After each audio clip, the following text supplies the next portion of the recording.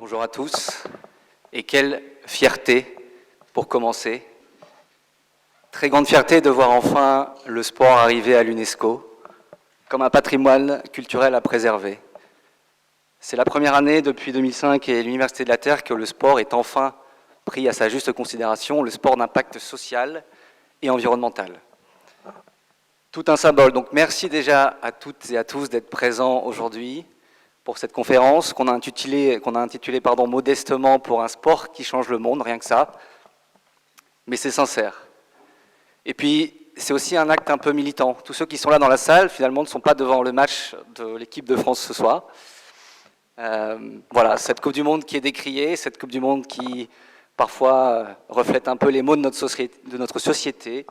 Voilà, donc merci à tous d'être présents et bonne conférence à tous.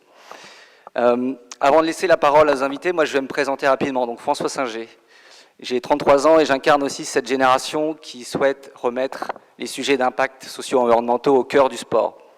Pourquoi? Parce qu'on considère que le sport a plus que jamais un impact transformateur pour la société, transformateur pour les modèles économiques. Et on va vous partager des études, on va vous partager des témoignages qui reflèteront cela.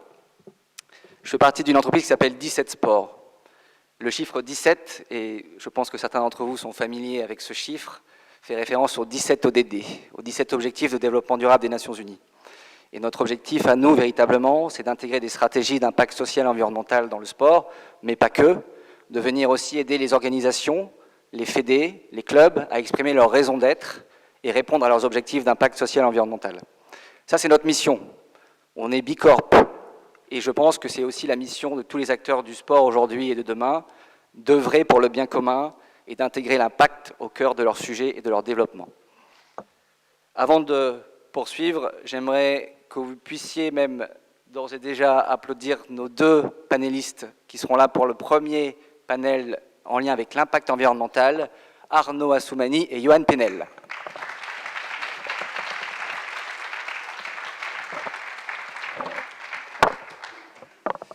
Alors, je vais commencer avec toi, Johan. Tu es le président de la Fédération française de badminton. Est-ce que tu peux te présenter rapidement et est-ce que tu peux aussi nous dire quel est, selon toi, le rôle de la Fédération de badminton sur ces sujets de société? Bonjour à toutes et à tous. Donc effectivement, je représente aujourd'hui la Fédération française de badminton, qui est une fédération olympique et paralympique, qui est une fédération agréée et délégataire d'une mission de service public.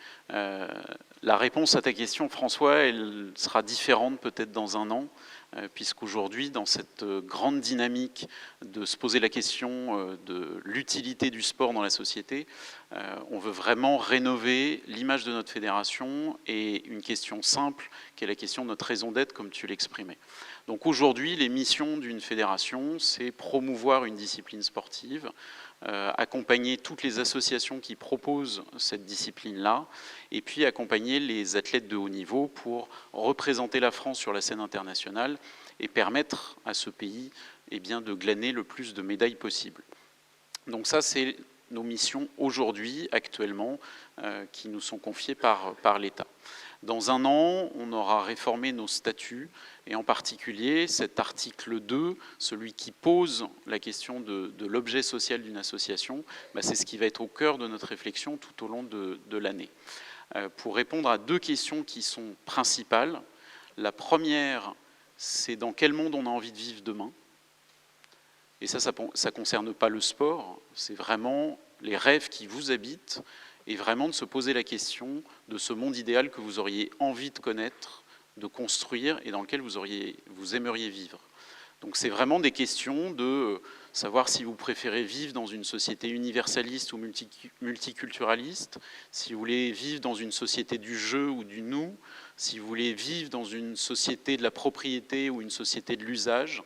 Voilà, c'est toutes ces questions-là qui nous permettent, nous, d'avancer. Et la deuxième question à laquelle on souhaite répondre, c'est à quoi sert le sport? On a tous dans nos têtes une représentation de ce que peut être le sport, et si on demande aux 70 millions de Français, on vous dit sport, vous pensez à quoi tout de suite?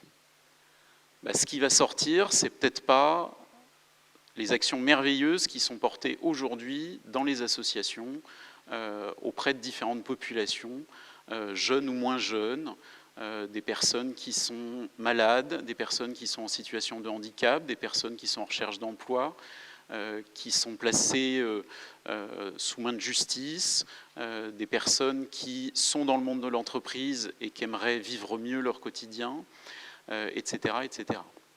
Donc, répondre à ces deux questions-là, qui sont fondamentales, nous permet ensuite de poser notre raison d'être et de nous demander, ben voilà, la Fédération française de badminton, elle sert à quoi dans la société française du XXIe siècle?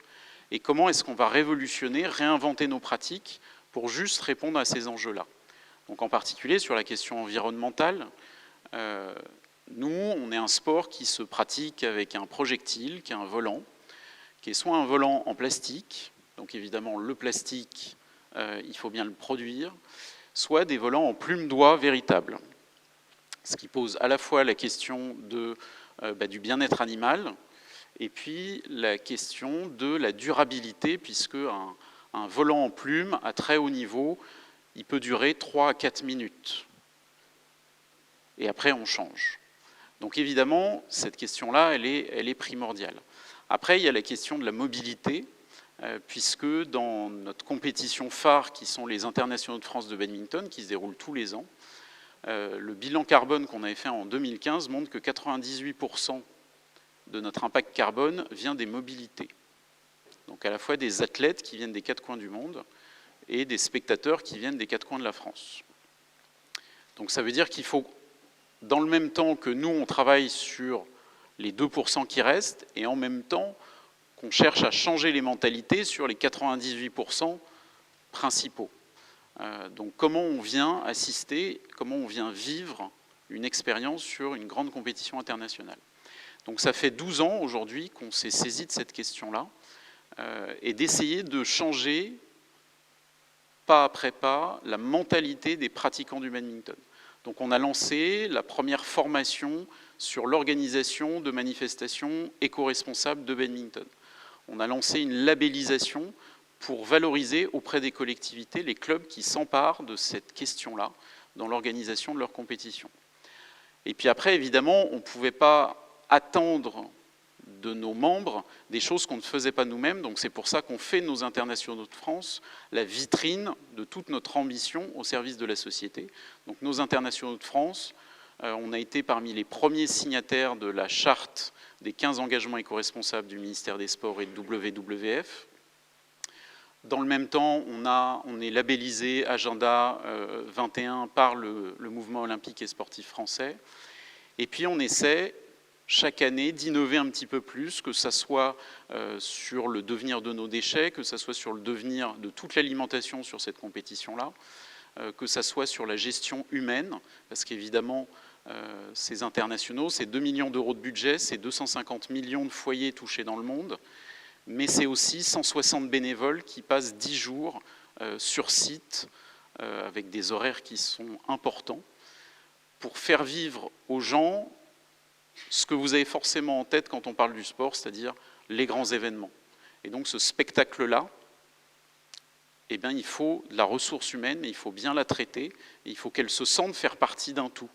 Parce qu'au bout de 12 ans d'action éco-responsable, on a fait un sondage dans notre communauté, la majorité de nos licenciés ne savaient même pas que la fédération était pionnière sur le champ de l'éco-responsabilité. Donc si on fait des actions et qu'on ne les fait pas connaître, on ne fait pas changer les mentalités. Donc tout ça, c'est des petites briques qu'on pose les unes après les autres. Il y a eu des petites briques qui ont finalement été plus porteuses. Par exemple, on a fait un autocollant Stop Pub avec la mascotte de la fédération. Et alors ça, c'est parti comme des petits pains. Parce que c'était du concret et les gens étaient fiers de mettre sur leur boîte aux lettres un autocollant Stop Pub FFBAD. Et puis on a fait des grands concours sur le World Cleanup Day. C'est-à-dire venir ramasser tous les déchets qu'il pouvait y avoir dans la nature, tout autour des lieux de pratique, autour des gymnases, autour des mairies, etc. Et puis voilà, donc petit à petit, c'est essayer de faire prendre conscience aux gens que d'un côté, il faudrait que le sport arrête de faire partie du problème et fasse partie de la solution. Et dans le même temps, et c'est ça qu'on essaie de mettre en avant, c'est il faudrait que quand vous pensez au mot sport, vous pensiez au mot jeu. Et par le côté ludique des pratiques, on arrive à faire passer beaucoup plus de choses que dans un cadre très rigoriste qui ne vend pas forcément du rêve. Donc c'était notre choix aussi et notre volonté de vraiment passer d'un développement durable qui était mal vécu, mal perçu, quelque chose qui était une injonction qui venait d'en haut, à une notion qui s'appelle la performance sociale du badminton. Et on va justement en parler après. Merci. Merci Johan.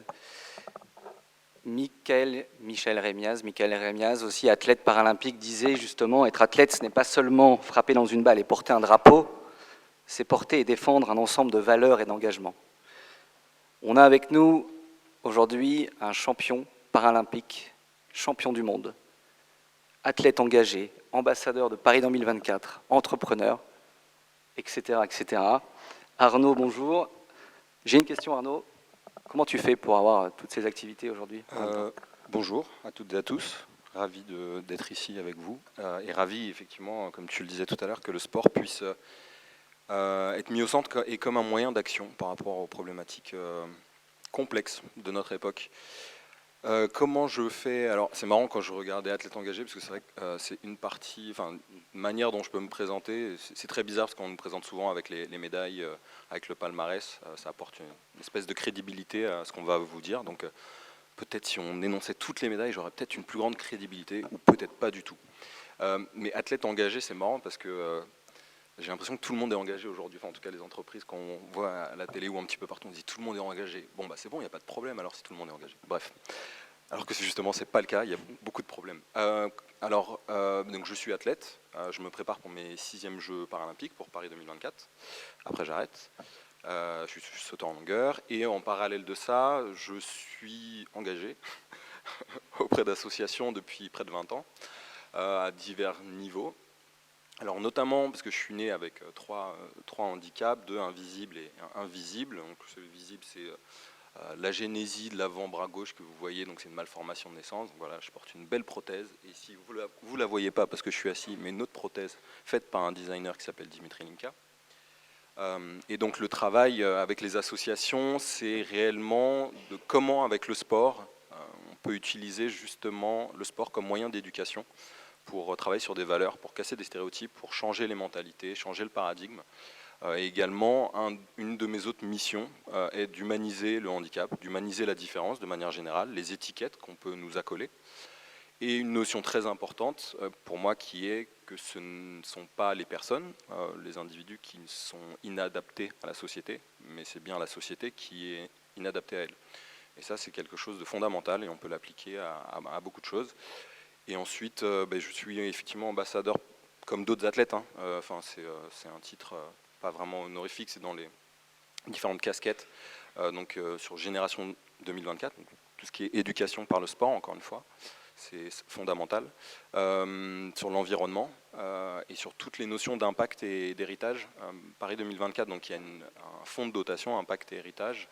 Il y a 2 missions. Donc la mission première, vous la connaissez, pour n'importe quel comité d'organisation, que ce soit pour du football ou des Jeux olympiques ou paralympiques, c'est de livrer des jeux, un spectacle extraordinaire, faire rêver, mais également de laisser un héritage. Et ça, c'est la première fois de l'histoire, au final, qu'on a un comité d'organisation, un pays qui s'attelle à cette tâche, ce qui semble hallucinant en fait quand on y pense, de se dire qu'avant on n'avait pas forcément des personnes et des équipes qui investissaient du temps et de l'argent pour laisser un héritage. Donc ça veut dire quoi? Effectivement, que ce soit en termes d'accessibilité au sport, pour tous et pour toutes, donc quelle que soit votre situation, handicap, que vous soyez dans des milieux ruraux ou dans les quartiers.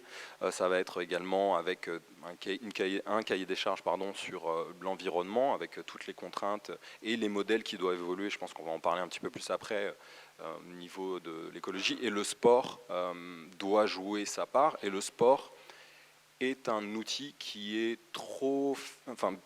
incroyablement peu utilisé. Vraiment trop peu utilisé. On voit le sport effectivement plus comme un divertissement, comme un spectacle. Bien évidemment, le sport à l'école, on sait que c'est hyper important, on sait que c'est important pour le lien social. Mais au-delà de ça, en termes de pédagogie, en termes d'impact, mais de pouvoir mémoriser, j'ai envie de dire, les bonnes informations, d'avoir les bonnes habitudes. C'est un outil pédagogique formidable, en fait, tout simplement. Et donc, on pourra, je ne sais pas si on en parlera après, mais tu parlais du ludique, Johan. Ludique, c'est essentiel. Des moments de plaisir pour prendre conscience et pour changer les mentalités et du coup, derrière, pouvoir changer nos habitudes, c'est aussi fondamental. On le voit cet été avec les feux, la sécheresse, tout ce qui s'est passé au niveau des catastrophes climatiques. Il y a une prise de conscience par des événements négatifs, enfin. Mais il y a aussi des moments positifs qui peuvent s'inscrire et nous permettre d'avoir aussi ces changements-là. Je pense que c'est un peu plus agréable si on vit des moments positifs qui vont permettre une mémorisation, une émotion positive en lien avec quelque chose de plutôt vertueux et plus pérenne dans la manière dont on pourra se vivre dans le futur. Et je prends simplement comme exemple, je ne sais pas si certains ou certaines d'entre vous étaient présents le 8 octobre à Place de la Bastille, mais c'était une journée historique, puisque pour la première fois de l'histoire, il y a eu une journée paralympique. Tous les ans, il y a une journée olympique dans le monde entier, pour prôner donc les valeurs représentées par le mouvement olympique. Mais pour la journée paralympique, il n'y avait pas de journée paralympique jusqu'à maintenant. Et donc pour la première fois, voilà, cette journée a eu lieu, il y a eu un peu plus de 30 000 personnes qui ont été présentes, des enfants, des familles, vraiment toutes les générations, une diversité assez incroyable, une sensation de fraternité, de liberté et de bonheur assez simple en fait, et bon enfant que j'avais peu vécu en France. La dernière fois que j'avais ressenti ça, c'était pour les Jeux paralympiques de Londres en 2012, où pour la première fois de l'histoire, vous avez eu plus de spectateurs, plus d'affluence pour les Jeux paralympiques que pour les Jeux olympiques. Donc j'ai ressenti voilà, quelque chose d'extrêmement positif. Et en fait, sur cette journée, lorsque vous regardiez les regards des enfants, le regard des personnes qui étaient présentes, parce qu'il y avait des performances, vous pouviez essayer les sports également, mais il y avait des performances.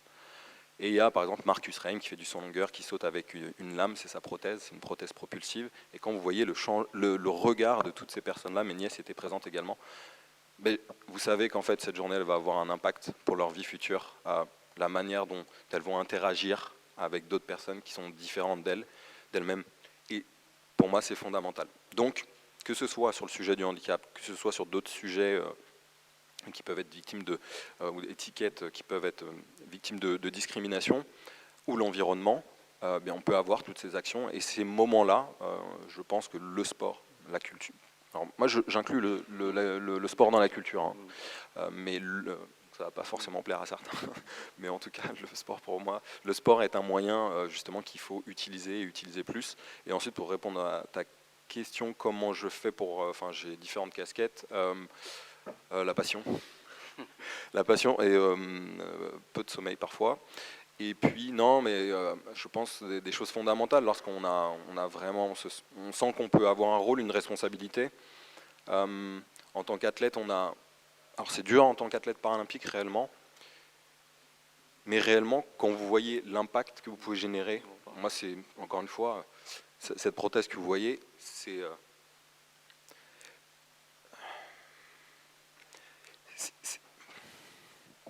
ouais, bon, je suis un peu fatigué. C'est. Vous pouvez l'applaudir. Vous pouvez l'applaudir.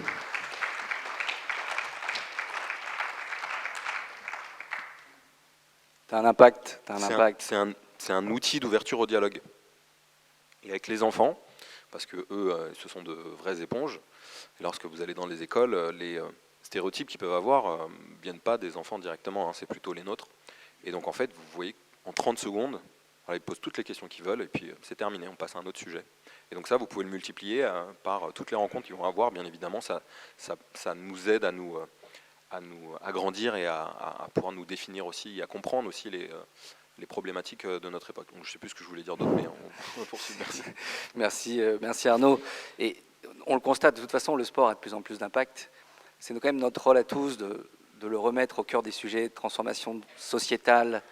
Et je trouve, et on trouve, et vous aurez aussi le commentaire d'autres panélistes tout à l'heure, que le sport mériterait d'avoir une place encore un peu plus grande dans notre société, au vu de l'impact qu'il génère. Johan, je sais que dans ta fédération, tu as monté une fondation, Impact Gagnant.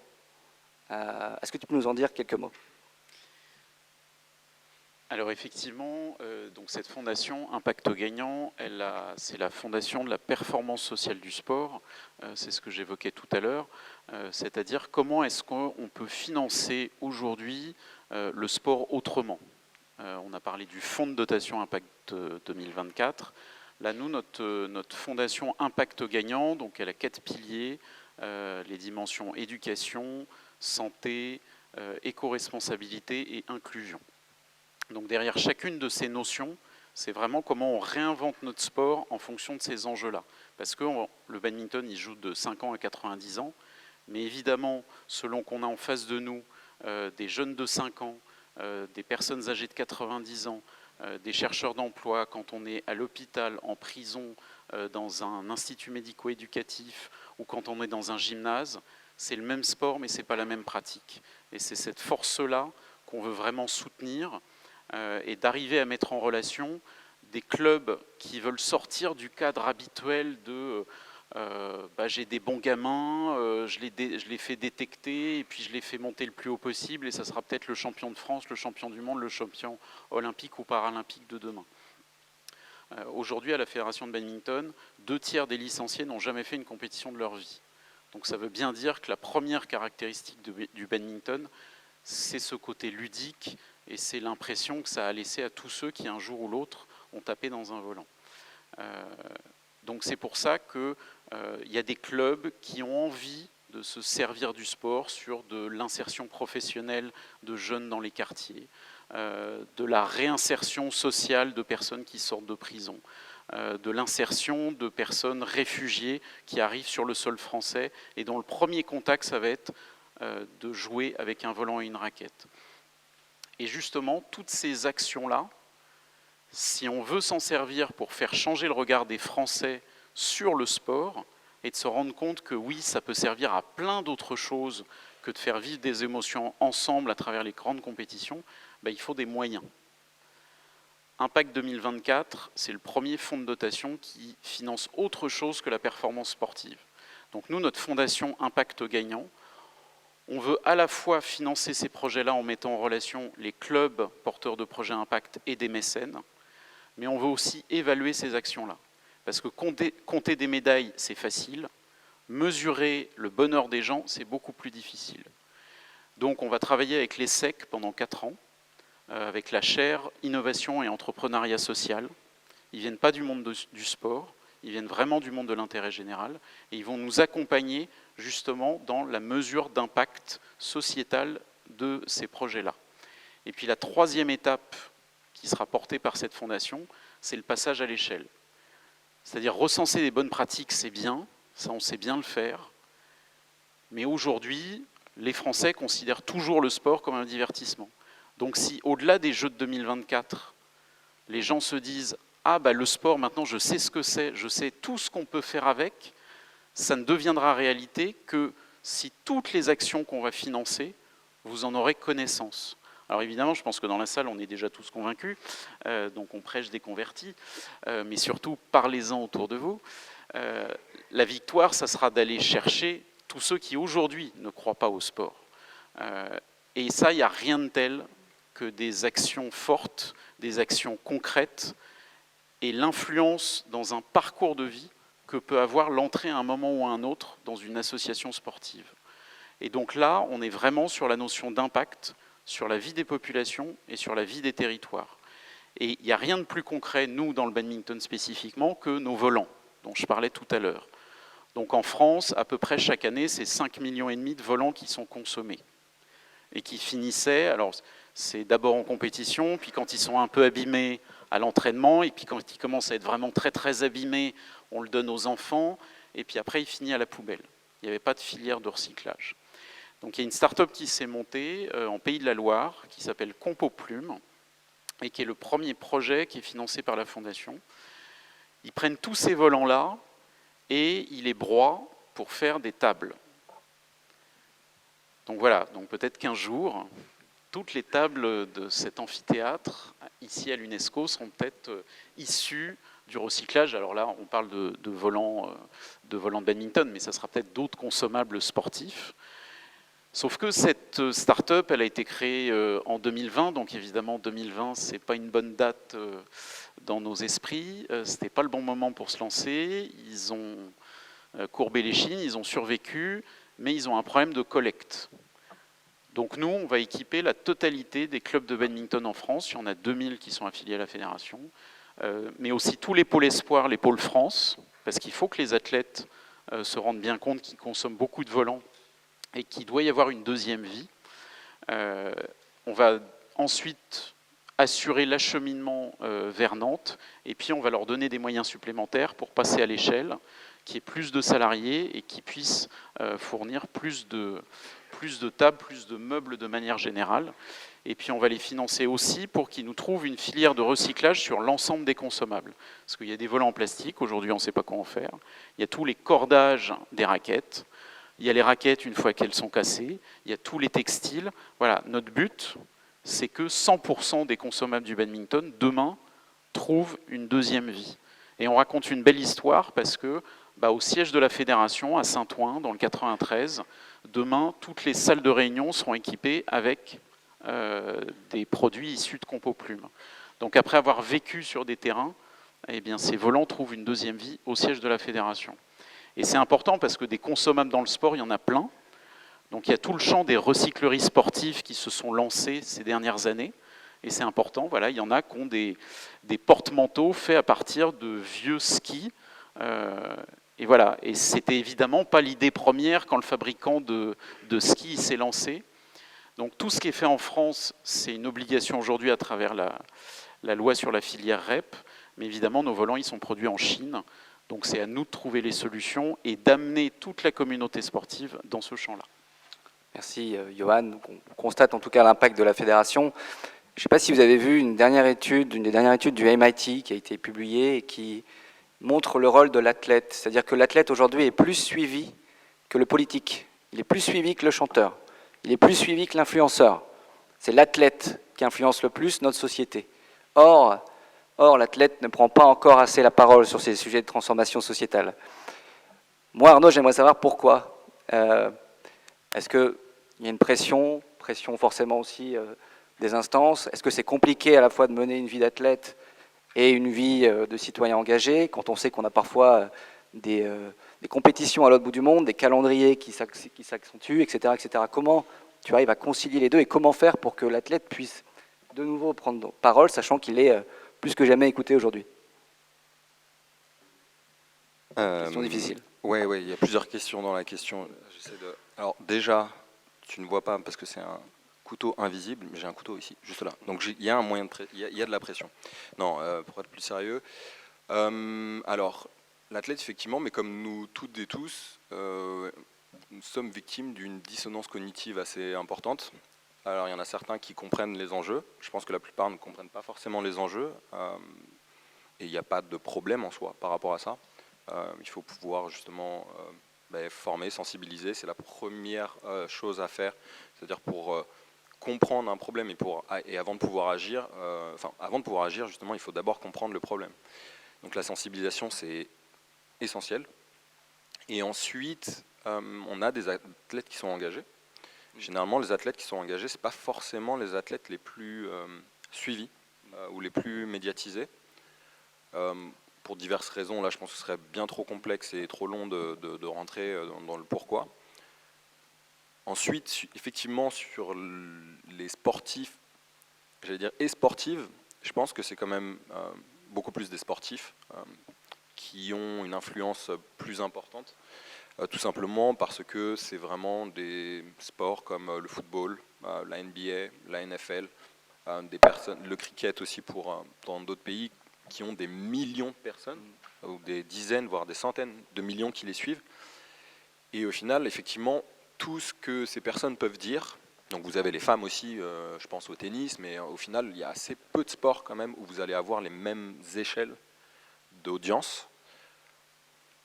Et chaque parole, chaque acte, que les sportifs le veuillent ou non, on est regardé, on a une responsabilité. Et donc à partir de ce moment-là, ça fait partie de notre métier aussi.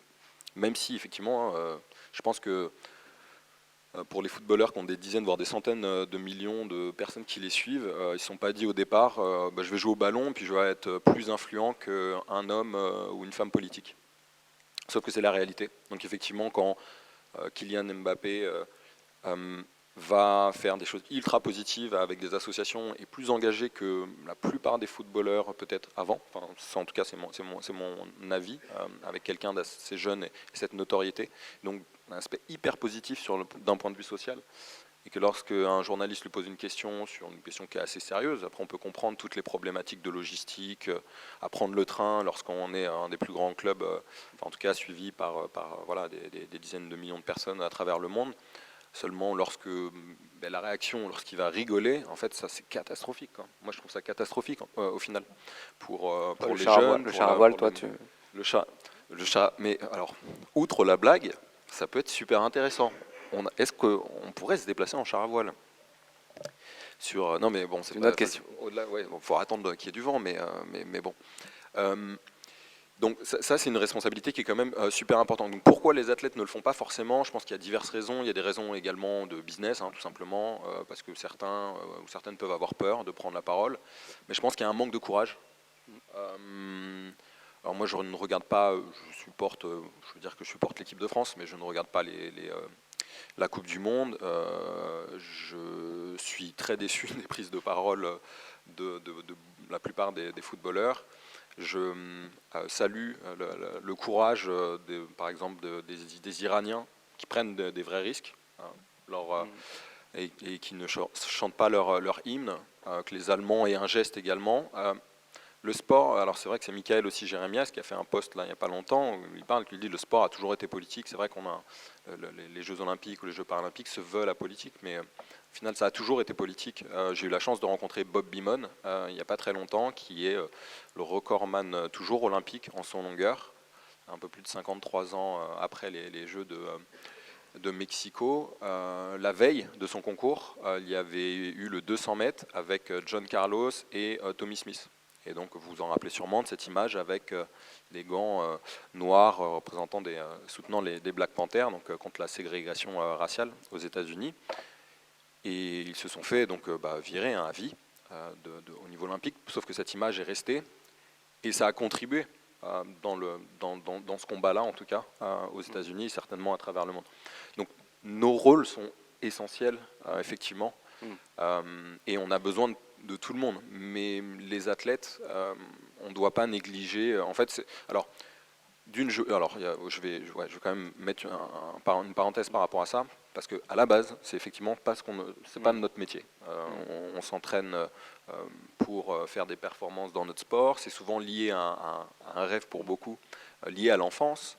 Donc on est dans cette poursuite. Moi, je joue toujours dans les châteaux de sable à 37 ans. C'est quand même, faut se dire, mais il faut rester enfant, c'est important. Et ensuite, en fait, la responsabilité, elle vient aussi des fédérations, des clubs, des managers, des entreprises avec lesquelles elles peuvent travailler aussi pour les former, pour leur donner les informations, pour leur donner les compétences.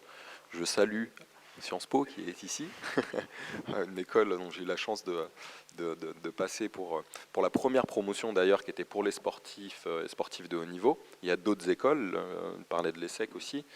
Donc c'est de pouvoir ouvrir et de pouvoir former, en fait, tout simplement. On ne peut pas non plus demander, même s'il y a une responsabilité, demander des choses incroyables à des sportifs et des sportives lorsqu'elles n'ont tout simplement pas les moyens de le faire, parce que c'est une pression aussi de répondre à des journalistes ou d'être devant vous comme ça et de pouvoir s'exprimer sur des sujets de société qui sont essentiels. Ok, super, merci beaucoup. J'ai une dernière question pour toi, Johan. On parle parfois de la liberté d'expression, de la liberté de parole. Toi, tu es une fédération nationale, tu as tes convictions aussi en tant que président, et on a parfois des gouvernances ou des fédérations internationales qui peuvent peut-être agir à l'encontre de certains principes de fédération nationale, avec des sponsors par exemple, et des partenaires qui ne sont pas éco-responsables ou qui n'œuvrent pas pour le bien commun. Ce qui peut être le cas pour la Fédération de badminton internationale. Comment toi tu fais pour finalement avoir une liberté de parole, une liberté d'action? Alors aujourd'hui, effectivement, on en revient à la question de la raison d'être de ces organismes internationaux et à leur modèle économique. Aujourd'hui, si je prends la Fédération internationale de badminton, son modèle économique, c'est les revenus des compétitions internationales et des droits audiovisuels. Donc évidemment, eux, leur intérêt, pour continuer de vivre sur ce modèle-là, c'est qu'il y ait de plus en plus de compétitions, qu'on parle de plus en plus du badminton et de vendre les droits de plus en plus élevés. Et dans le même temps, aujourd'hui, envoyer des athlètes aux quatre coins du monde pour perdre au premier tour, ça interpelle. Et dans le même temps, on est à 2 ans d'une compétition où toute la lumière médiatique va être sur les Jeux de Paris 2024, olympiques et paralympiques. Donc nous, on a une pression d'arriver à faire performer nos athlètes le plus possible. Donc ça veut dire qu'il faut qu'ils soient qualifiés. Pour être qualifiés, il faut qu'ils aient des points. Donc il faut qu'ils réussissent la période de qualification olympique. Mais donc dès maintenant, il faut qu'ils fassent le plus de compétitions pour être bien placés au moment où la qualif olympique va débuter. Donc c'est le serpent qui se mord la queue et c'est un cercle vicieux. Et dans le même temps, nous, on veut être cohérents. C'est-à-dire que je ne peux pas prôner le recyclage des volants en France et dans le même temps augmenter le nombre de déplacements des équipes de France à l'international. Et c'est ça la grande épreuve qu'on a face à nous. C'est le défi de la cohérence. Parce qu'il suffit d'une prise de parole, il suffit d'un acte manqué pour décrédibiliser la totalité de la démarche. Et il y a des gens qui n'attendent que ça. C'est que ce discours-là qui est dissonant, parce que le récit majoritaire jusqu'ici, ça a été sport égale compétition. Ça fait 60 ans que le modèle sportif est construit là-dessus. Donc là, on parle un autre langage, on essaie d'écrire un autre récit. Donc il y a plein d'acteurs qui n'attendent qu'une chose, c'est qu'on échoue. Qu'on échoue dans tous les moyens qu'on a mis. Sauf qu'aujourd'hui, ce qu'on voit, c'est qu'on a un partenaire majeur qui est un partenaire matériel à la Fédération de badminton. Et ça fait des années, avant d'être président, j'étais responsable de la commission développement durable et citoyenneté. Et ça faisait des années que j'essayais de leur dire pensez au devenir des volants, pensez... Voilà. Et il n'y avait pas d'écho chez eux. Et là, le projet Compo Plume, pour la première fois, j'ai senti qu'il y avait des petites étoiles dans leurs yeux. Donc ça veut dire que si on n'a pas réussi, par le biais institutionnel dans notre fédération internationale, à faire changer les choses, peut-être que ça va venir du monde économique, parce qu'aujourd'hui, voilà, c'est pas parce qu'on est une association qu'on ne doit pas avoir un modèle économique et une viabilité économique. Donc si demain, ce sont les partenaires économiques qui font changer la vision stratégique de l'organisme international, bah finalement, on aura quand même gagné par des moyens détournés, tout en restant présent dans ces organismes internationaux et en leur montrant concrètement ce qu'on peut faire. Voilà, le secteur développement de la BWF, peut-être, va s'intéresser à tout ça et se dire il faut qu'on fasse pareil. Donc c'est planter des petites graines en permanence et parfois par des moyens détournés. Merci Johan. J'aimerais aborder aussi un point en lien avec l'athlète, c'est la performance. On dit que, et même vous, hein, en tant que citoyen, on dit que quand on porte un sujet, on est habité, on y met de l'entrain. On dit aussi que certains athlètes, des études démontrent que certains athlètes, quand ils sont engagés sur un sujet de société, ils sont meilleurs sur le terrain. C'est-à-dire que non seulement ils sont performants pour leur sport, mais ils œuvrent pour quelque chose qui leur est supérieur. Un athlète, Nicolas Mahut dans le tennis par exemple, qui travaille sur les sujets des violences faites aux femmes. Lénaïque Corson, qui travaille, une joueuse de l'équipe de France de rugby, qui travaille sur des notions d'écologie. J'aimerais savoir justement, toi Arnaud, quand tu portes ces sujets de société, est-ce que ça te donne la niaque, quelque chose qui te dépasse, qui est supérieur au sport finalement? Oui, fondamentalement. C'est sûr que ça apporte, c'est un sens bien plus important que simplement notre vie d'athlète et de performeur. Alors, pour moi, si je continue ma carrière aujourd'hui, c'est clairement pas pour le rêve d'enfant, même s'il est un petit peu toujours là, mais c'est parce que je me dis que si les messages que je porte, les valeurs que je porte, et au final, on est beaucoup à partager dans le monde du sport et de manière plus générale, mais c'est un moyen formidable de pouvoir agir. Et donc, ce serait plus qu'un regret, ce serait une douleur de ne pas pouvoir le faire, de ne pas pouvoir s'engager. Après, est-ce que je vais être plus performant en étant engagé ? Je ne sais pas. En tout cas, est-ce que ça m'apporte de la motivation? Oui, et certainement la meilleure motivation qui soit. Parce que le sens est profond et effectivement, c'est dans les tripes, quoi. Donc ça, c'est quelque chose qui est bien plus important que tout. Et du coup, j'ai envie de gagner quelque part. Gagner ne m'intéresse pas tellement, enfin d'être meilleur que les autres, ça m'a jamais vraiment intéressé. De progresser, par contre, ça m'a toujours intéressé. D'être un peu meilleur, mais meilleur, enfin, on peut mettre plein de choses derrière ça. On peut être meilleur en détruisant les autres. On peut être meilleur en étant avec les autres. Et juste pour revenir, petite parenthèse par rapport à ce que je disais tout à l'heure sur d'autres types de jeux aussi, c'est le jeu et le sport coopératif. Soit on perd tous ensemble, soit on gagne tous et tout ensemble également. Et alors là, pour le coup, on est moins dans la compétition et dans l'opposition, mais c'est quelque chose qui est pas tellement exploré encore, que des associations comme Play International utilisent dans des kits pédagogiques pour travailler avec des enfants, et ça fonctionne très très bien. J'oublie ce que je voulais dire par rapport à ça, mais effectivement, je reviens simplement sur ce que tu disais tout à l'heure, et pour rebondir par rapport à ce que tu disais, Johan, également, sur la dissonance cognitive, encore une fois, et le paradoxe entre on est athlète, on a des compétitions nationales et internationales, donc effectivement on doit prendre l'avion, par exemple pour aller à l'étranger, et qu'est-ce qu'on fait en fait par rapport à ça? Moi je me suis vraiment posé une question, je me suis dit est-ce qu'en fait je dois arrêter ma carrière, parce qu'on est plus... est-ce qu'on est vraiment une solution? Même si je suis engagé, est-ce que je suis vraiment une solution? Est-ce que je suis, justement, c'est pas délétère pour le vivant, pour la planète? Et après sur les choix des partenaires, des sponsors, parce qu'on vit, on est beaucoup à vivre grâce aux entreprises, aux sponsors, donc on a le choix de choisir. On a le choix de choisir, non, ça va pas ça. Donc on peut choisir, mais c'est toujours compliqué, parce qu'on a également besoin de moyens, et parfois on n'a pas forcément cette opportunité d'avoir tant de choix que ça. Et donc comment on fait? Est-ce qu'on choisit de ne pas manger, de ne pas pouvoir se préparer, et pour être en accord avec ses valeurs, ou est-ce qu'on choisit de se dire allez, je ferme les yeux là-dessus, par contre je sais, je suis un peu plus malin, et je me dis que ça va servir pour le propos. Et ça, c'est des questions, au final, je pense qu'on peut tous être amenés à se poser, notamment par rapport à notre travail. Et donc après, qu'est-ce qu'on peut faire en moyen d'action? Donc au niveau individuel, on peut tous faire quelque chose. Alors moi, je suis végétarien, alors pas à 100%, je mange parfois de la viande, mais c'est très rare. Je me déplace quasiment qu'en vélo, vélo électrique, et qu'en transport en commun.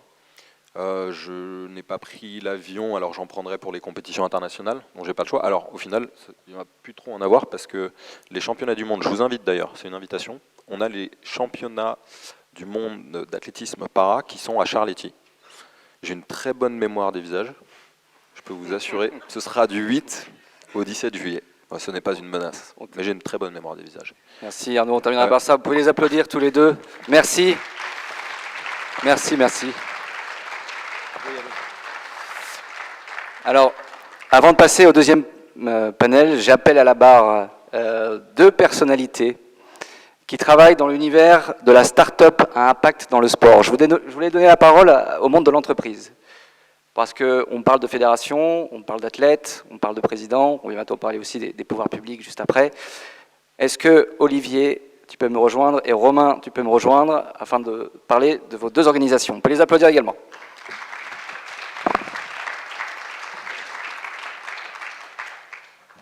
Installez-vous, allez-y. On va commencer par toi, Romain. Alors, j'ai une question rapide. Est-ce que tu peux nous définir quelle est ton organisation, quel est son but, et pourquoi tu l'as créée? Ouais, bonjour à tous. Déjà, je tiens à dire que je suis très heureux d'être là, parce qu'il est important qu'on remette enfin le sport à la place qu'il mérite, et de montrer que le sport peut être aussi un gros levier pour changer la société. Donc nous, très concrètement, on a pris le problème à bras-le-corps, puisque aujourd'hui dans le sport, le bilan carbone des organisateurs d'événements sportifs est en majorité représenté par les transports, des participants certes, mais aussi beaucoup des spectateurs.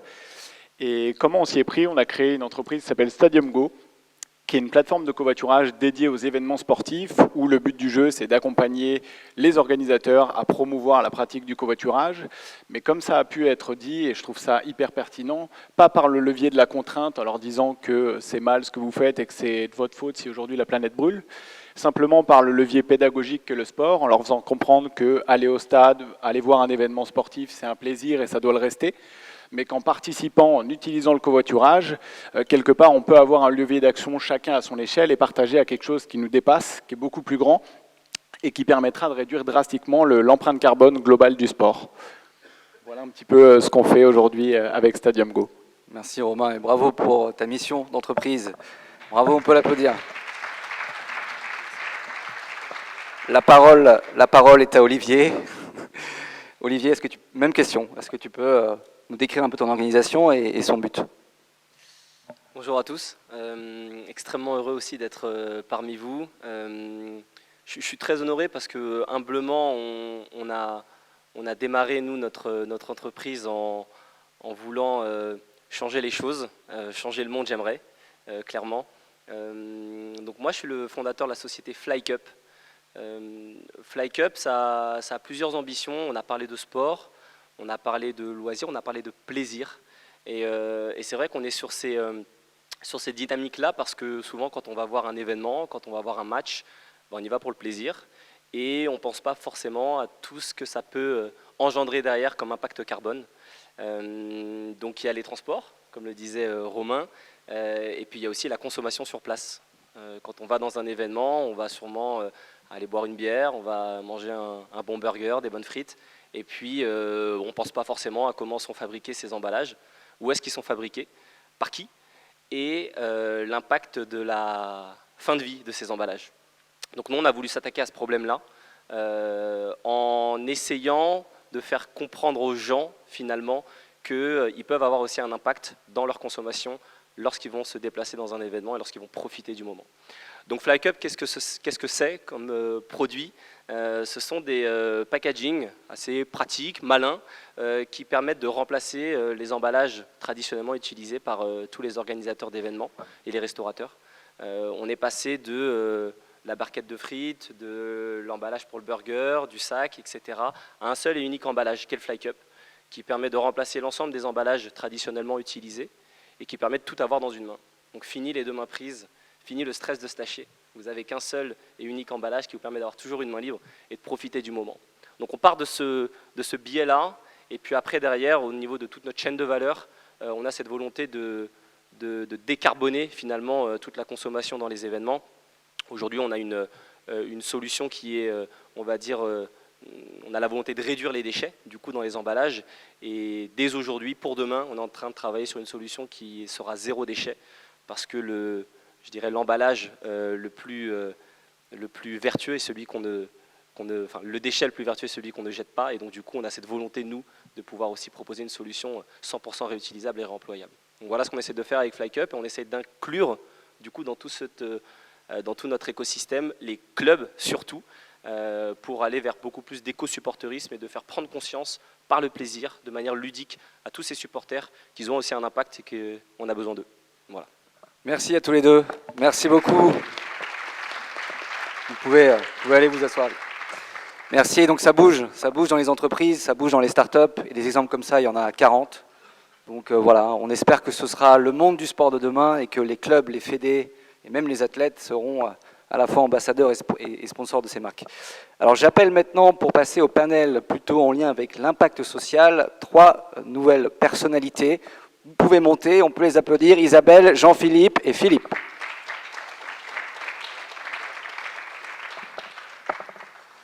On a beaucoup parlé de l'environnement, l'impact environnemental du sport, à la fois dans sa pratique et à la fois dans ses responsabilités. Je pense qu'il est important maintenant de parler de l'impact social aussi qu'il génère, même si Johan et Arnaud en ont parlé un petit peu. Vous le savez tous, le sport est un fabuleux aussi moyen de rapprocher les peuples, travailler sur des problématiques d'inclusion, de féminisation. Et donc j'ai avec moi 3 personnalités, et j'aimerais commencer par toi Isabelle. Tu es présidente de la Fédération française de hockey sur gazon, et je sais que tu œuvres justement aussi à essayer de résoudre des problèmes de société, et tu œuvres pour le bien commun à travers tes actions. Comme Johan, est-ce que tu peux peut-être me définir quel est selon toi le rôle et la définition d'une fédération sur un territoire? Bonjour à toutes et tous. Bien, écoutez, merci en tout cas de cette invitation. Je suis très honorée d'être là aujourd'hui. C'est la première fois que je viens à l'UNESCO, donc c'est vraiment un moment important aussi en tant que représentante d'une fédération sportive. Et je remercie vraiment François de m'avoir invité sur ce temps. L'objectif d'une fédération sportive, à notre sens, au niveau de notre fédération de hockey sur gazon, je fais juste un petit aparté, c'est 12 000 licenciés en France, c'est 50 000 pratiquants, plutôt dans le monde scolaire, et c'est une fédération que nous avons repris en janvier 2021, qui était au bord de la cessation de paiement. Voilà, donc on a dû en 1 mois et demi trouver des ressources et avoir une avance de trésorerie pour s'en sortir. Donc tout ça pour dire que dans la définition de ce qu'est une fédération, c'est aussi une organisation en capacité de s'adapter très rapidement à des changements brutaux. On parle de tous les aspects environnementaux, mais quand on est dans un contexte financier complexe, avec des enjeux sociétaux et sportifs importants, c'est aussi un moyen de pouvoir prendre conscience qu'on peut s'adapter. Donc, dans les ambitions d'une fédération sportive aujourd'hui, je rejoins ce que disait Johan, c'est notre capacité aussi à porter des projets de performance sociétale et sportive. En tout cas, c'est le cas de notre fédération dans ce champ-là, avec une double ambition, voilà, l'ambition sociétale et sportive, sachant qu'une fédération, c'est aussi une organisation qui porte plusieurs dimensions.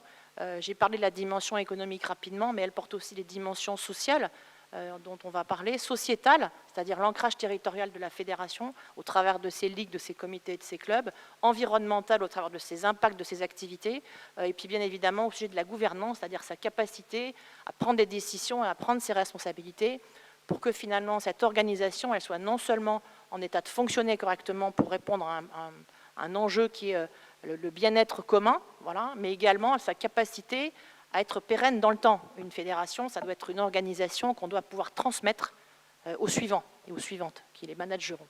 Donc en tout cas, pour moi, c'est cet enjeu-là qui est important, c'est une organisation multidimensionnelle qui doit être transmise, qui doit être pérenne, au même titre que je comparais ça un peu à une entreprise familiale qui porte des valeurs de transmission. Il y a une fédération, on est porteur d'un projet pour la société et on doit transmettre cette organisation demain afin qu'elle ait une performance globale finalement démultipliée, en actionnant ces 5 leviers. Donc la dimension sportive, elle est bien évidemment importante. Je rejoins aussi parfaitement ce que disait Johan, c'est-à-dire qu'on a une vision collective et historique des fédérations qui étaient des fédérations uniquement en capacité d'être porteuses d'athlètes, voilà, de médaillés olympiques et de médailles. Et on voit bien qu'aujourd'hui, et encore plus avec ce qui s'est passé pendant le Covid, les changements s'accélèrent, les nouvelles générations, et même les générations, les quinquas ont aussi d'autres attentes. On n'a plus envie de vivre dans le monde dans lequel on est aujourd'hui. Maintenant, c'est comment est-ce qu'on y va, comment est-ce qu'on impulse ces changements et comment est-ce qu'on gère ces changements tous ensemble dans ce monde qui change et qui a des attentes beaucoup plus fortes sur la transparence, sur l'éthique, sur la déontologie, sur cette notion d'intégration sociale, d'inclusion. Voilà, on n'oublie personne sur le bord de la route. C'est ça aussi les valeurs, je pense, que le sport et que nos fédérations ont comme mission. Et en tout cas, c'est celle que nous essayons modestement de porter parce qu'on le voit bien, ces enjeux nous dépassent. Il faut qu'on ait la vision écosystémique pour qu'on ne soit pas à côté de la finalité en fait, que portent nos fédérations olympiques, surtout dans le temps de Paris 2024, puisqu'il y a les enjeux sportifs, on le sait tous, qui sont importants, mais on parle aussi tous beaucoup d'héritage. Et l'héritage, c'est bien évidemment qu'est-ce qu'on va léguer demain pour devenir une nation sportive, puisque c'est quand même l'autre pendant de la finalité des objectifs que l'État nous a fixés. Merci Isabelle, on va en parler. Je m'adresse à monsieur le maire, Philippe Riot, maire de Grigny. Le rôle des villes dans tout ça. Quel serait potentiellement le rôle d'une ville quant à la promotion du sport et quel est l'impact du sport dans une ville? Merci de votre invitation. D'abord, le sport est politique, il est géopolitique, mais c'est aussi un outil de développement local et territorial. Une conviction, le sport est un droit, comme il y a un droit à la culture, un droit à l'éducation dans notre pays. Je pense que ce concept-là est quelque peu en retard dans notre pays. Et puis, troisième élément, j'ai la chance d'être aussi président de l'association Maires pour la Paix France, issu d'un réseau mondial présidé par les maires d'Hiroshima et Nagasaki. Et l'ancien secrétaire général de l'ONU, Ban Ki-moon, devant un certain nombre de maires, avait dit la chose suivante: la paix ne se fait pas uniquement à Genève ou New York, elle se fait aussi dans les villages, les villes et les quartiers. Ça vaut pour le sport. Et donc, bien évidemment, les collectivités locales sont d'ailleurs les premiers financeurs du sport en France. Mais en fait, ce n'est pas suffisant. Et je crois que nous sommes à la croisée des chemins, parce que le sport est bien souvent considéré comme la dernière roue du carrosse de nos politiques publiques. Tantôt utilisé pour organiser la paix sociale, tantôt pour faire un peu de santé, tantôt parce que c'est sympa, tantôt parce que ça forme des champions, tantôt, voilà. On l'utilise de manière très parcimonieuse. Or, nous avons tous les ingrédients pour créer un outil de développement local au service du territoire, de ses habitants, de ses acteurs, et on ne pourra pas faire nation sportive sans les collectivités locales, tout simplement. Pourquoi? Parce que le sport permet l'aménagement urbain. On parle de plus en plus d'urbanité sportive, d'équipements sportifs évidemment. Mais les pratiques hors club, dans la nature, dans la rue, transforment nos villes. C'est bien évidemment un enjeu éducatif. Et quand les villes ont en charge les maternelles et les primaires, on voit bien qu'il y a une passerelle extrêmement forte à faire avec le sport scolaire. Bien évidemment, on peut aller plus loin, collège et lycée. Troisièmement, de plus en plus, mais Jean-Philippe Assensi en parlera beaucoup mieux que moi, le sport est aussi, c'est aussi de l'insertion, de la formation et de l'emploi. Le sport, c'est bien évidemment de la santé, le sport, c'est aussi de l'égalité. Donc, le sujet, pour nous, collectivités, c'est comment on fait écosystème avec les acteurs, notamment de la société civile. Je pense aux associations, à leurs fédérations. Il y a actuellement un mouvement très intéressant de rapprochement entre les villes et les fédérations pour avoir une nouvelle approche complémentaire de la relation privilégiée que nous avons avec nos clubs sportifs, qui restent des partenaires quotidiens et dans l'hyper-proximité. Et donc on doit faire écosystème à la veille des Jeux Olympiques pour préparer l'après. Et donc préparer l'après, ça veut dire que nos territoires soient en capacité d'accueillir cet afflux de sportifs dans nos clubs, donc structurer nos clubs, structurer nos villes, notre manière de faire, attirer aussi les acteurs économiques dans ce projet territorial, parce que certains cherchent à faire, dans ma ville par exemple, une grande entreprise française souhaite développer, accompagne les clubs sur le développement du sport féminin et considère que c'est dans sa responsabilité sociale des entreprises d'accompagner financièrement pour améliorer l'encadrement sportif, mettre de la qualité autour de cette pratique. On va y revenir. Quelques éléments. Ouais, on va y revenir juste après. Je donne juste la parole à Jean-Philippe et après je reviens à toi, Philippe. Jean-Philippe, pour vraiment faire le lien et la passerelle avec ce que disait Philippe, je sais que tu as fait toi de ta vie un combat aussi pour ces enjeux d'inclusion. Est-ce que tu peux déjà nous rappeler ce que tu fais au sein de l'APELS et puis voilà, ta mission en tant qu'homme déjà, puis en tant que citoyen? Merci, je suis très impressionné par cette salle et je vois une administratrice de l'APELS, Marie-Josée Lalard, qui est une ancienne fonctionnaire de l'UNESCO, qui a fait un travail extraordinaire et très inspirant sur le sport, la jeunesse dans tous les pays du monde. Ce qui a été dit est je trouve, très, très puissant par les villes, par des champions, des présidents de fédération, parce que le sport est une très, très grande école. Une très, très grande école qui, finalement, est trop peu reconnue. Moi, j'ai passé 25 ans de ma vie à détecter, à accompagner et valoriser des initiatives locales qui ont une dimension sociale, d'insertion. C'est le club de boxe féminine à Garges-les-Gonesse qui fait un travail sur l'insertion des jeunes femmes. C'est les clubs de Parcours 59 à Roubaix qui fait aussi un travail sur le sport et la culture. Finalement, toute cette expérience, elle m'a fait comprendre que le sport, il y a 4 dimensions essentielles d'apprentissage pour nous dans le sport. 1, le sport est un élément où on apprend la diversité. Et aujourd'hui, avec ce que l'on vit aujourd'hui, la diversité, comment sur un terrain de sport, on joue avec des gens très différents de nous, différents culturellement, différents socialement. et ce n'est pas banal. Donc cet apprentissage, il vous sert tout au long de la vie. Deuxième élément, le lien social. Vous allez dans un club de sport par envie, par passion, et vous avez le plus gros réseau de bénévoles en France qui vous accompagnent.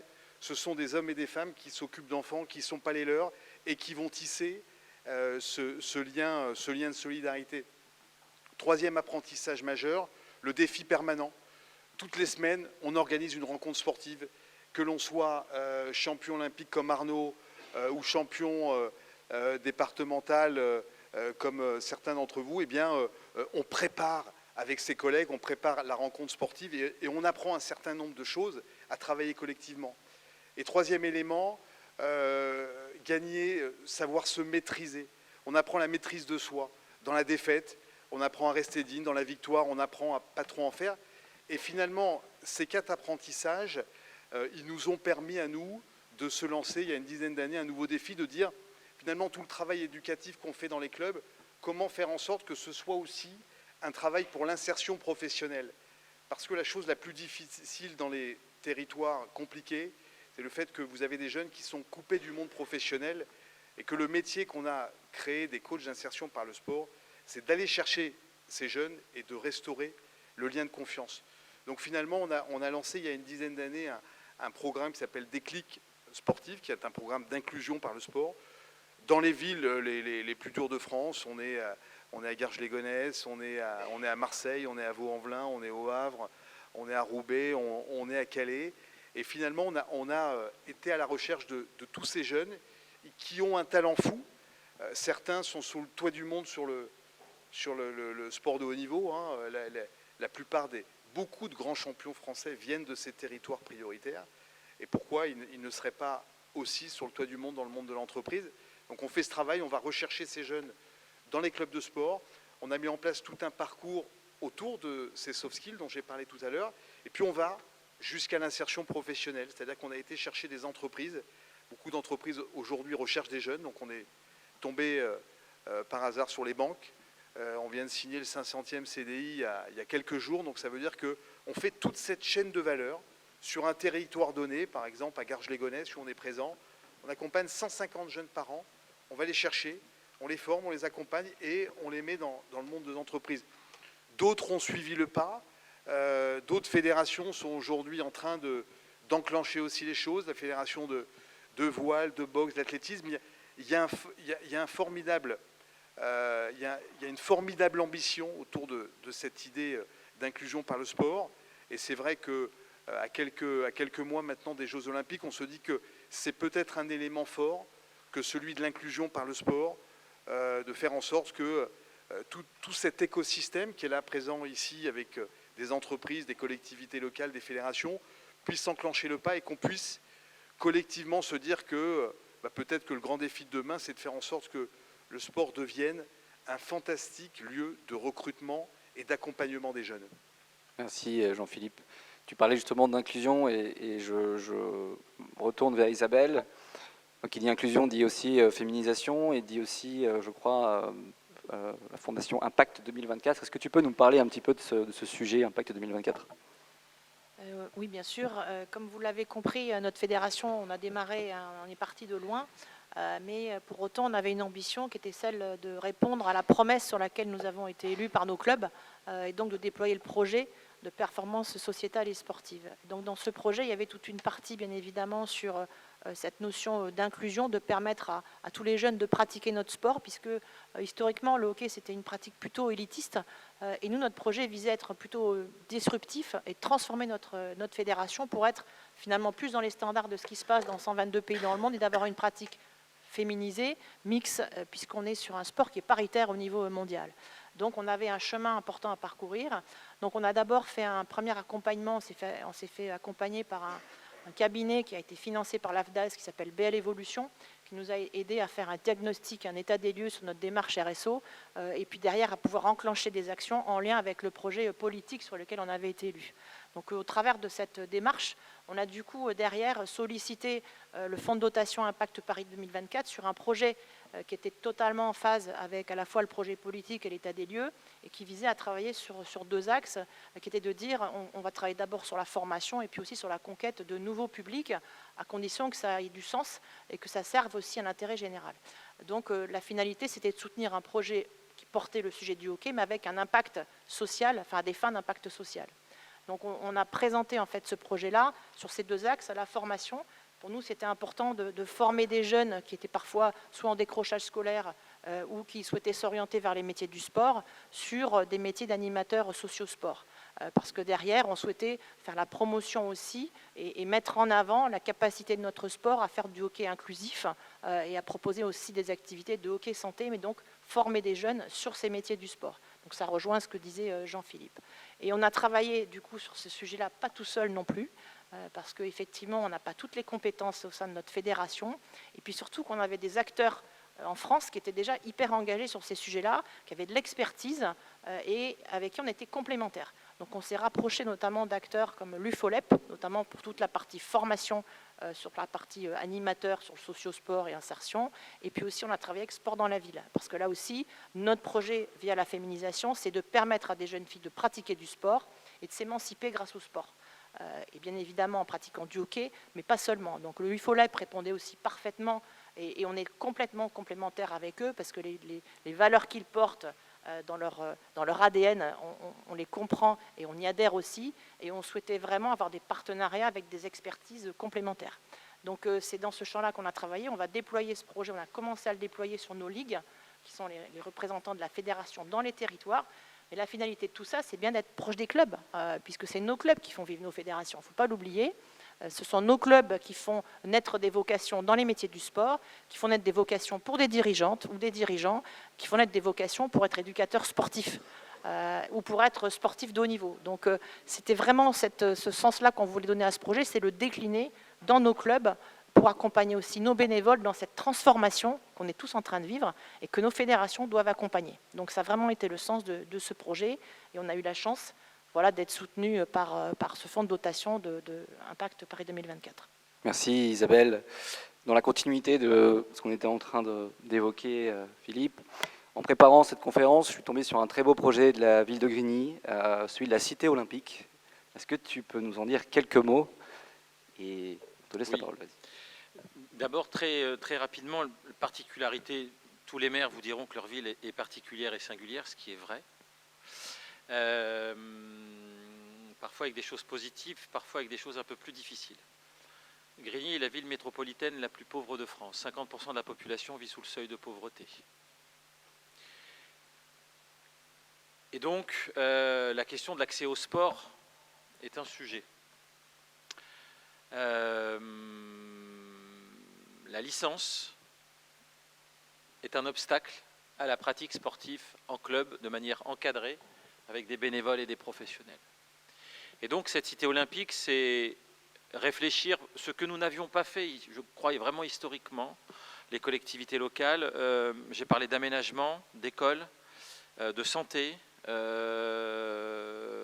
d'insertion, de formation. Comment tout ça, notre cité olympique, et on se donne le droit de mettre le mot olympique au mot cité, là où certains voudraient que nous n'utilisions pas ce mot. Mais comme rien n'est trop beau pour nos cités, nous, on souhaite associer ces deux mots-là. Et par exemple, dans l'ensemble de ces dimensions de formation, on crée des parcours de formation d'éducateurs sportifs, de premier niveau jusqu'au niveau 2 ou 3.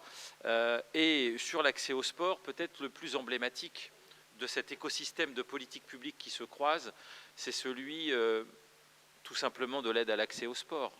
Lorsqu'une licence coûte parfois 200 € à l'année pour des familles qui sont en situation de pauvreté, tout le monde peut imaginer que lorsque on est, autre élément important, 50% de la population a moins de 30 ans.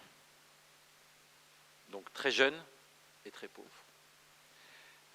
On a fait la quasi-gratuité des licences sportives par un système de soutien public, d'amélioration d'accès aux droits tout simplement, auprès notamment de la caisse d'allocation familiale et puis d'un effort de la ville. Le résultat, en un an, plus 600 enfants inscrits entre 6 et 16 ans. Un boom de 40%, du jour au lendemain, d'un mois de juin à un mois de septembre. On a été extrêmement surpris de cela. On ne pensait pas, on avait une intuition, on ne pensait pas que ça allait être aussi puissant. Et l'autre élément important, la participation féminine, plus 60% d'inscrits filles dans les clubs sportifs de la ville. Alors bien évidemment, maintenant, cette situation nous oblige à accompagner les clubs sportifs, parce que se retrouver dans un club de basket qui, il y a 5 ans, était à 60, aujourd'hui avec 400 adhérents, dont la moitié de femmes, de jeunes filles, nous oblige à structurer et à monter en régime. Donc voilà, cette cité olympique, elle a cette vocation à considérer que le sport est un outil du développement personnel, mais aussi collectif à l'échelle d'une ville. Je parle d'outils de développement territorial. C'est la petite ambition que nous avons, et on le fait avec toutes celles et tous ceux qui, encore une fois, œuvrent quotidiennement dans les clubs, les fédérations, les clubs, les bénévoles et le service public local aussi, puisque on intervient beaucoup dans les écoles pour faire découvrir tous les sports dès la maternelle, en école élémentaire, sur le temps scolaire avec nos éducateurs sportifs, et pour faire ce continuum sportif dans l'école et hors l'école, parce que ça aussi c'est un élément extrêmement important. Merci Philippe. Et dans la continuité de ce que dit Philippe, Jean-Philippe, tu me parlais aussi du fait que les clubs, les fédérations deviennent même des espaces de recrutement aujourd'hui. Voilà, est-ce que tu peux aussi nous en dire quelques mots? Oui, comme je le disais tout à l'heure, nous on a mis l'accent sur le métier, parce que finalement on a toujours manqué un petit peu d'ambition sur ce métier de coach d'insertion par le sport, parce que c'est un vrai métier. L'éducateur sportif, c'est celui qui va chercher le jeune, qui va lui enseigner une pratique. Et le coach d'insertion, c'est celui qui va monter son projet professionnel, c'est celui qui va aller voir les entreprises, c'est celui qui va rester en contact avec les recruteurs. Donc c'est un langage nouveau, c'est la connaissance d'un écosystème. Donc nous, on a mis beaucoup d'énergie et de moyens sur ce métier depuis 3 ans, qui est validé par France Compétences. Donc on a formé plus de 300 animateurs d'inclusion par le sport. Et là, on lance à partir de début janvier le programme des coachs d'insertion par le sport. On va en former 1000 sur les 3 années à venir. Et quand je dis que les clubs sont des espaces de recrutement hors normes, parce que ce sont les plus grandes associations dans les clubs, dans les villes. Chez Philippe, à Grigny, le tissu associatif sportif, il est colossal. Mais comme à Roubaix, comme à Vaux-en-Velin, c'est des lieux de vie incroyables. Et donc on a un potentiel d'éducateurs, quand même se rendre compte qu'en France, on a parmi les meilleurs éducateurs sportifs du monde. Personne ne les connaît, mais tous ceux qui ont sorti les plus grands champions sportifs français, ils sont pour beaucoup d'entre eux dans ces villes. Et donc c'est un nouveau métier qui va permettre de professionnaliser cet encadrement. Et c'est la raison pour laquelle on s'est beaucoup rapproché, c'est un fait nouveau, des fédérations, parce qu'il y a un développement très très fort pour eux. Par exemple, il y a plus de 20 millions d'euros qui ont été mis ces 5 dernières années par le ministère du Travail, qui permet à des fédérations, à des associations de mettre en place des programmes d'inclusion par le sport. Donc ça, c'est totalement inédit, c'est totalement nouveau. Et quand je dis que le club de sport est un espace de recrutement hors norme, parce que le coach, il connaît mieux que personne ces jeunes, et puis il a ce lien de confiance qui est si utile dans une aventure professionnelle, qui est jamais banale, d'aller voir le Crédit Agricole quand vous êtes bac-2 ou tout juste bachelier. C'est pas simple, donc il y a une nécessité d'accompagnement. Et nous, en tous les cas, on fait le pari que demain, les coachs d'insertion par le sport seront peut-être les DRH de demain, ceux qui seront en capacité de remettre dans l'emploi ces milliers de jeunes. Quand même se dire qu'on a 2 millions de jeunes au chômage sans diplôme en France, ce qui fait qu'on est un des premiers, malheureusement, pays de l'OCDE en termes de nombre de chômage de jeunes. Il y en a à peu près 1 million dans les quartiers, donc il y a vraiment de quoi faire. Donc voilà, on est dans cette dynamique, mais c'est cet écosystème, fédération, club de sport, en partant du local, parce que les réalités, elles sont locales. Tu le disais tout à l'heure, Isabelle, il faut accompagner les clubs. Aujourd'hui, sur ces évolutions, il faut faire en sorte que demain, les clubs soient de vrais entrepreneurs sociaux. Donc il faut les accompagner à devenir des petites entreprises sociales, mais les petites entreprises et en tentant de professionnaliser ce métier de coach d'insertion par le sport. Merci Jean-Philippe. Et tu fais le lien justement sur l'aspect promotion d'une mission. Le sport est aussi investi d'une mission. Récemment, je ne sais pas si vous êtes au courant, pour certains d'entre vous, la loi Pacte a été votée. La loi Pacte qui fait inscrire dans les statuts cette notion de mission. En tant qu'entreprise, en tant que peut-être fédération, et Isabelle va nous en parler, quelle est la mission sociétale, quelle est ma raison d'être en tant qu'organisation? Je pense que c'est aussi au sport et c'est aussi au rôle du sport de pouvoir inscrire dans ses statuts, de pouvoir faire en sorte qu'il ait un impact encore plus fort. Isabelle, tu me parlais justement de cette notion, pourquoi pas demain, de fédération à mission qui inscrit dans ses statuts et dans sa raison d'être, dans ses objectifs même de développement, ses enjeux de durabilité, d'éco-responsabilité et d'impact social. Est-ce que tu peux aussi là nous détailler un peu ce point-là? Oui, effectivement, la loi Pacte, elle date de 2019. Elle a permis aux entreprises voilà, de s'ancrer dans un nouveau modèle qui correspondait aussi aux transformations attendues par la société et qui aujourd'hui a permis quand même de passer de 200 entreprises à mission en 2020. On est à plus de 700 aujourd'hui. Donc ça montre quand même qu'il y a voilà, des entreprises qui avancent. Alors évidemment, 700, ce n'est pas grand-chose à l'échelle de notre nation, mais quand même, ces entreprises-là, c'est des entreprises de toute taille qui s'engagent pour un modèle vraiment différent. Donc, moi, il me semble qu'en tout cas, nos fédérations sportives, et ça, je donne un avis très personnel là, puisque moi, je ne suis pas issue du monde du sport, je ne fais pas partie du Sérail, je viens de la société civile, j'étais parent bénévole, voilà, c'est comme ça que j'ai démarré dans le sport. Et en tout cas, le constat que je peux faire aujourd'hui, à ma petite échelle, c'est que quand même, on est dans un écosystème qui est très conservateur. On est dans un écosystème où il y a eu des habitudes qui ont été prises depuis des années. C'est exactement, je partage totalement la vision que donnait Johan aussi, avec finalement une vision très, voilà, très clivante parfois, très formatée, très normée.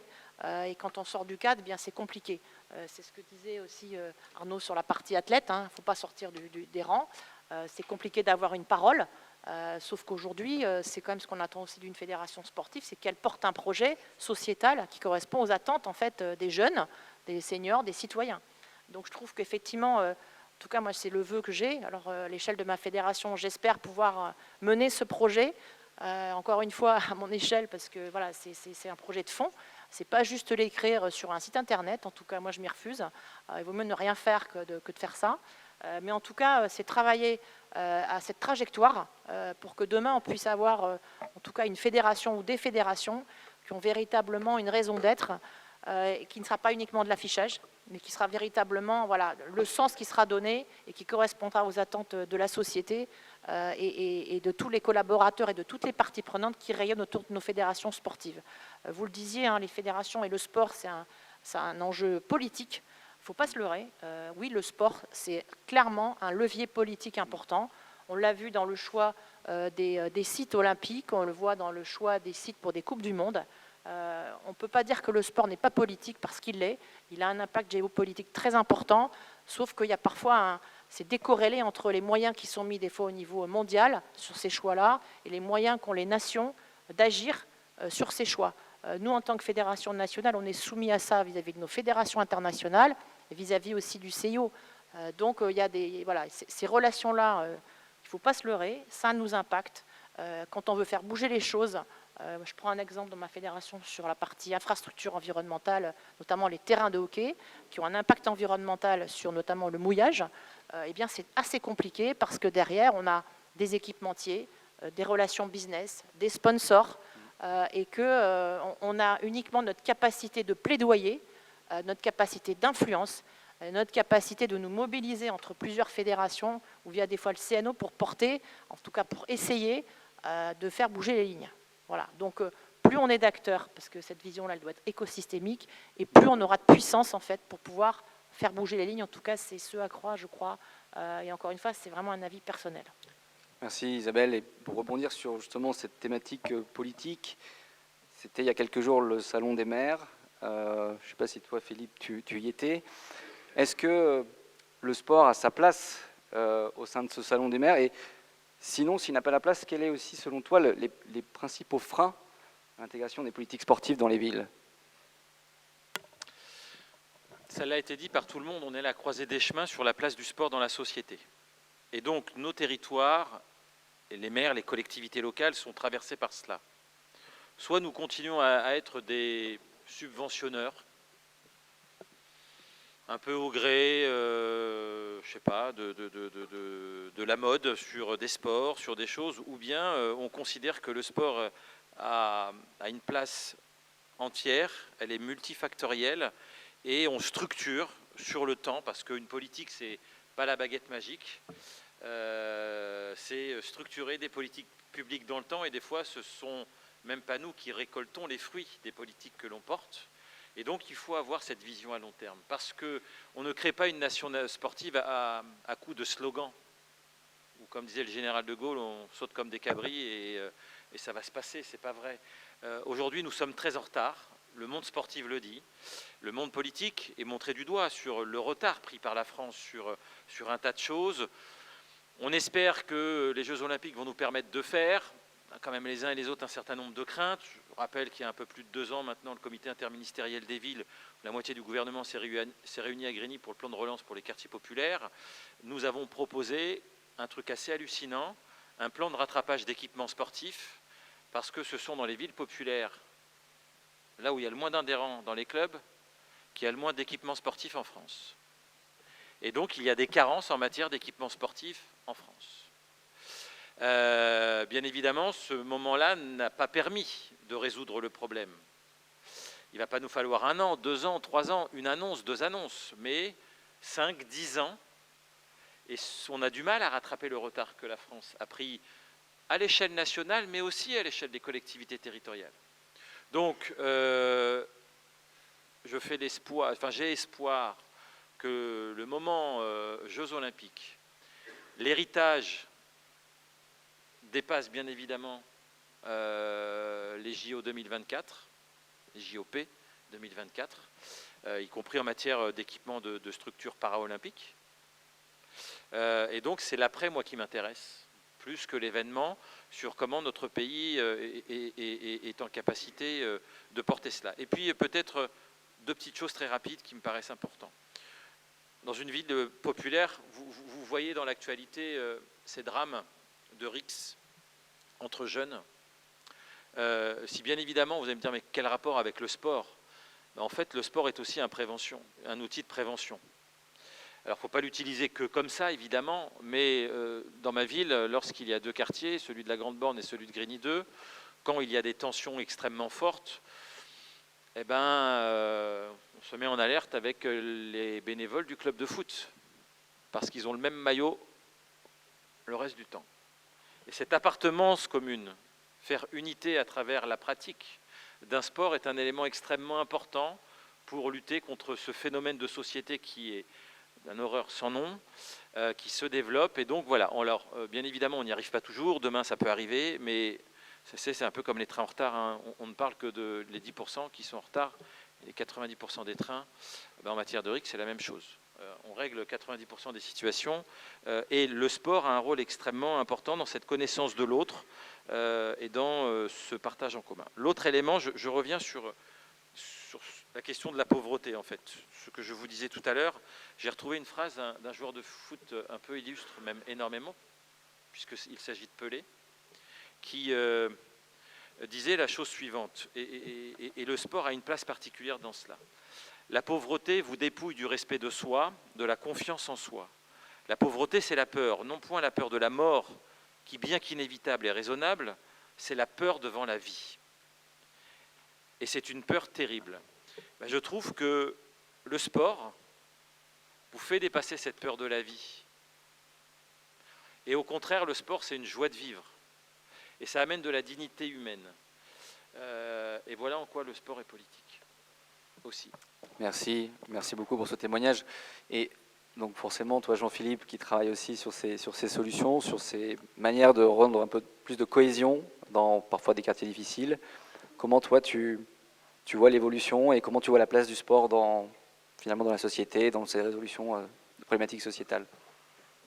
Philippe, tu as cité Pelé, moi je vais rester en France, je vais citer Jean-Claude Perrin, qui disait à Colombe, c'était marqué « Entraîner, c'est aimer ». Moi je trouve qu'on a une formidable possibilité aujourd'hui d'être ambitieux, parce que nous, ce qui nous porte, c'est l'insertion, c'est ces jeunes, c'est-à-dire que c'est ces regards, c'est ce talent incroyable. 1 million de jeunes au chômage sans diplôme en France dans les quartiers, ça peut être le pire et ça peut être le meilleur, mais c'est pas possible de se dire que dans une phase où toutes les boîtes recherchent des jeunes, que ces jeunes soient la 5e roue du carrosse. Donc il y a des réalités. Aujourd'hui, il y a énormément de choses qui marchent, donc il faut essayer de porter avec vous tous une grande ambition. La ministre des Sports a lancé une feuille de route sur l'insertion. C'est quelque chose qui est déjà très dynamisant. Il y a l'idée de se dire, voilà, il faut créer une grande équipe de France de l'inclusion. Et finalement, le défi qu'on peut partager tous, c'est le défi des collectivités locales qui peuvent changer un petit peu leur modèle et travailler pour que les clubs s'engagent dans ces voies d'insertion. Le défi des fédérations, comme le disent nos deux amis, voilà, des entreprises à mission, de nouvelles missions pour les fédérations, et puis les éducateurs. Un nouveau métier, une nouvelle ambition pour tous ces coachs incroyables qu'on a en France, qui sont en capacité demain de porter, d'accompagner des milliers de jeunes. Donc voilà, cette grande équipe de France, eh ben on espère qu'elle va vivre, et on est à 1 an et demi des Jeux Olympiques, et c'est ce message aussi qu'on a envie de porter, puisque l'héritage, c'est aussi ça, c'est aussi se dire que demain, le sport dans la société servira à autre chose qu'à faire des champions, même si il n'y a rien de péjoratif dans ce que je dis. Voilà, cette dimension sociale, il faut que ce soit la norme demain, et que ces milliers de clubs, ces milliers d'éducateurs, dans leur mission, il y a aussi l'inclusion des jeunes par le sport. Merci. Et je crois qu'il y a un dernier mot, Arnaud, tu voulais nous dire Oui, c'était par rapport à tout ce qui a été dit, au fait que le sport est politique, que le sport est un outil systémique. Ça a été illustré au niveau social, au niveau sociétal. On n'a pas tellement parlé de l'aspect de la santé, l'aspect de la mobilité également. Enfin, on est réellement dans des solutions qui peuvent être apportées par le sport de manière systémique. J'aimerais juste partager une petite déception avec vous, que Madame la Ministre et que Laurence Fischer, qui est ambassadrice du sport, qui est une amie que je connais bien, malheureusement ne sont pas présentes aujourd'hui. Et par rapport à tout ce qui a été dit, également pour toutes les associations, en plus des bénévoles déjà qu'on cite, du travail des fédérations, des villes, des collectivités territoriales et des entreprises également, c'est important d'avoir notre gouvernement qui soit également présent. Je ne sais pas si vous êtes en capacité de pouvoir le dire, donc je le dis moi, parce que c'est très important.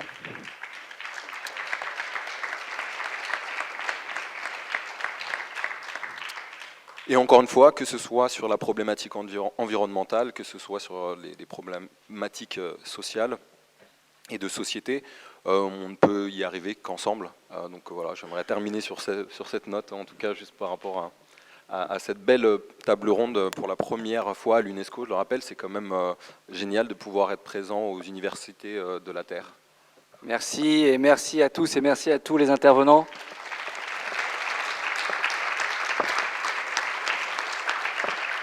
Voilà, c'était historique. Le sport entre enfin au patrimoine mondial de l'UNESCO, donc on en est très fiers. Et je laisse peut-être la parole à 2-3 petites questions rapides, il est 18h. Et puis ensuite, on ira regarder le match. Non, je rigole.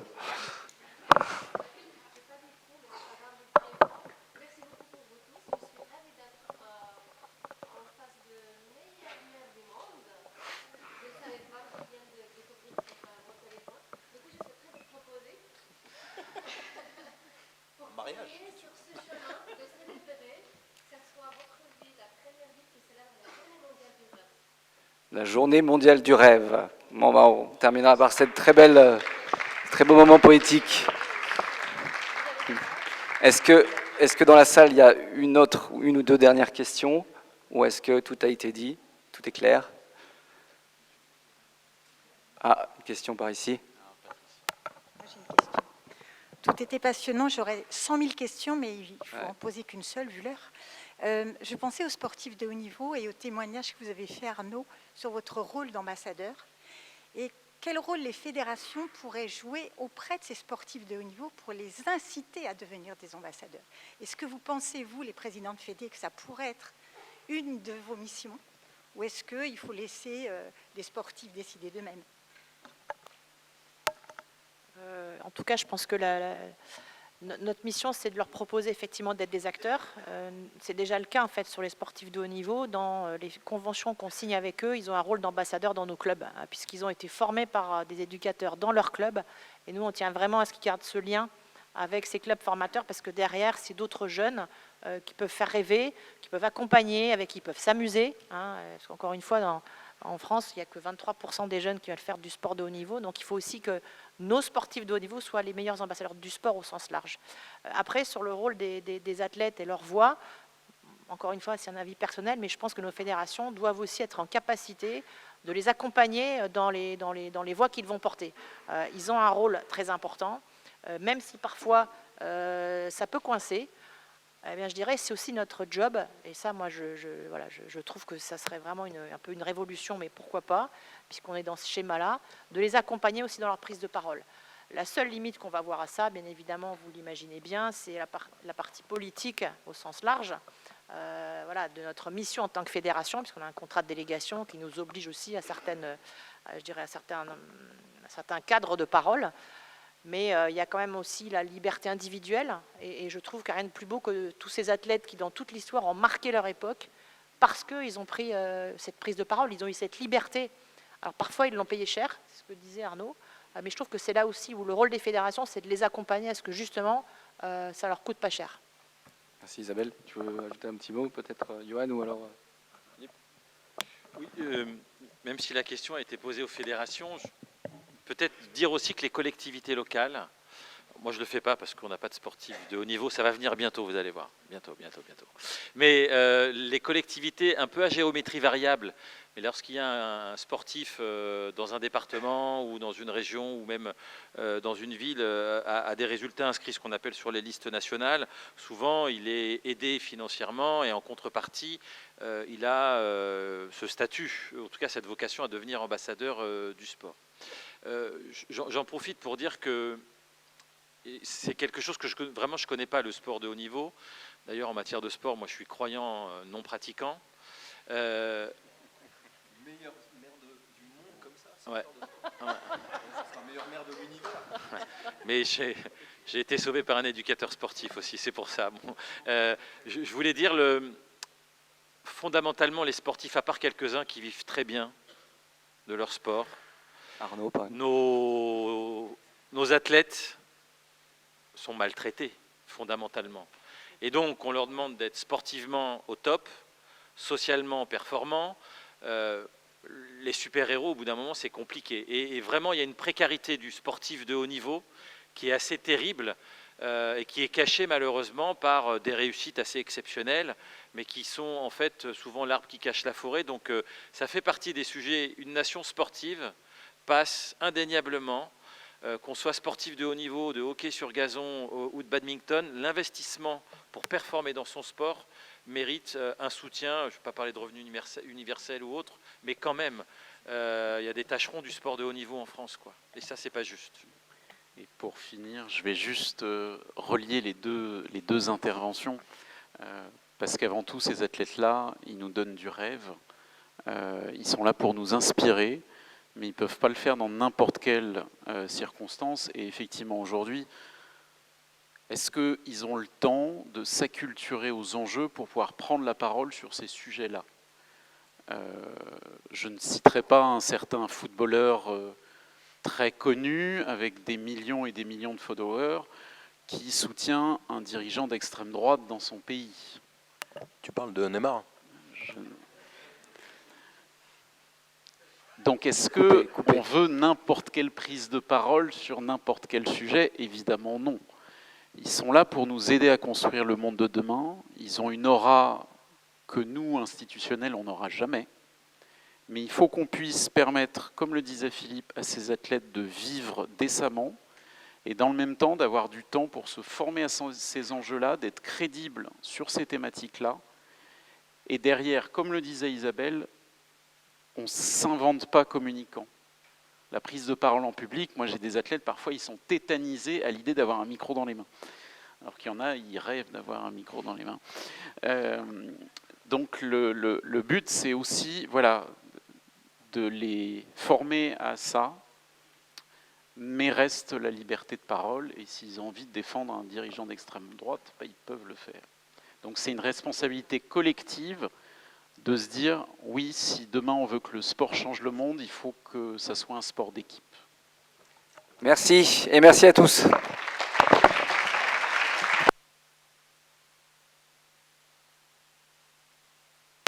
Si vous avez des questions, vous pouvez poser directement avec les intervenants juste après.